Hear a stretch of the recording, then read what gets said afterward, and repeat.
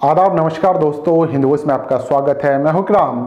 United Arab अमीरात ने अपना पहला एम्बेसी यानी कि अपनी पहली एम्बेसी दूतावास इजराइल के अंदर खोल लिया है, वो भी तेल अवीव शहर में।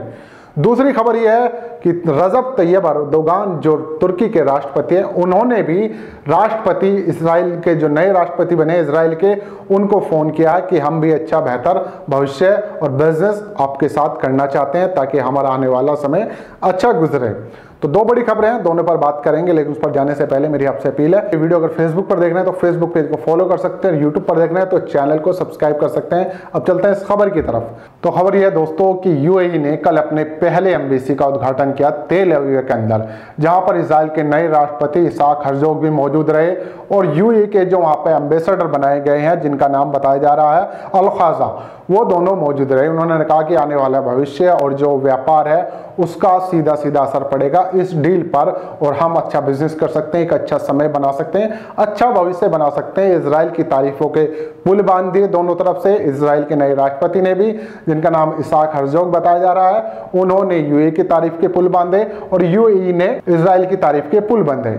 हालांकि ये जो एम्बेसी है इसका उद्घाटन अब से 2-3 महीने पहले हो सकता था। उसका कारण यह रहा कि बीच में इजराइल वर्सेस फिलिस्तीन की जंग हो गई। हमास ने तेल अवीव शहर को बहुत बड़ा नुकसान पहुंचाया था। एक तरह से आधा शहर बर्बादी के कगार पर पहुंच चुका था। उसको बनाने में थोड़ा सहेजने में टाइम लगा इजराइल को। उसके बाद इस एम्बेसी का उद्घाटन किया गया।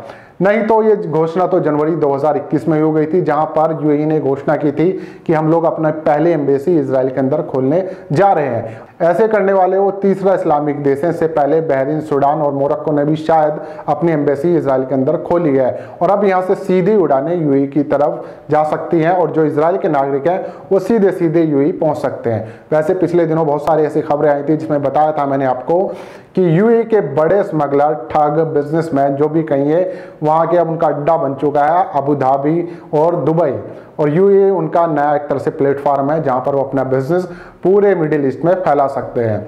उसके अलावा अबू धाबी में इजराइल की एम्बेसी खुल चुकी थी पहले से ही, क्योंकि जब यूएई ने अपनी घोषणा की थी एम्बेसी के लिए तो इजराइल ने भी कहा था कि हमें भी जगह दीजिए, तो जगह दी गई थी उन्हें अबू धाबी में कि आप लोग अपनी एम्बेसी यहाँ पर खोल लीजिए। अब बात करते हैं अर्दोगान की, जो तुर्की के राष्ट्रपति हैं और कहीं मुसलमानों के सबसे चहेते नेता माने जाते हैं इंटरनेशनल लेवल पर। उन्होंने भी इजराइल के नए राष्ट्रपति इसाक हर्जोग को फ़ोन किया कि हम लोग भी आपसे अपने रिश्ते अच्छे करना चाहते हैं, आप लोग पहल कीजिए या मैंने पहल की है।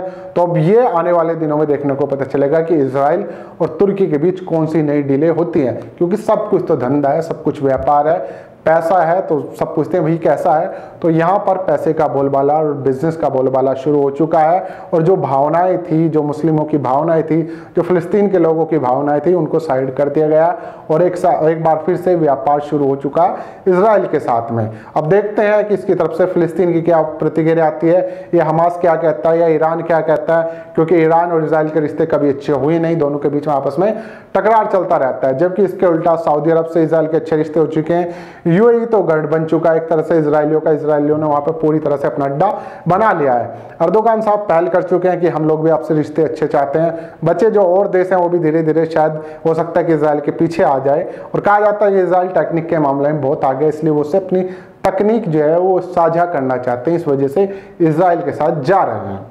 अब आप लोगों का क्या कहना है इस नई डील पर, इस नए प्यार मोहब्बत पर जो इनके बीच पनप रहा है? कमेंट कर सकते हैं। इस खबर को ज़्यादा से ज़्यादा शेयर कर सकते हैं। दोस्तों मिलते हैं फिर किसी और नई खबर के साथ।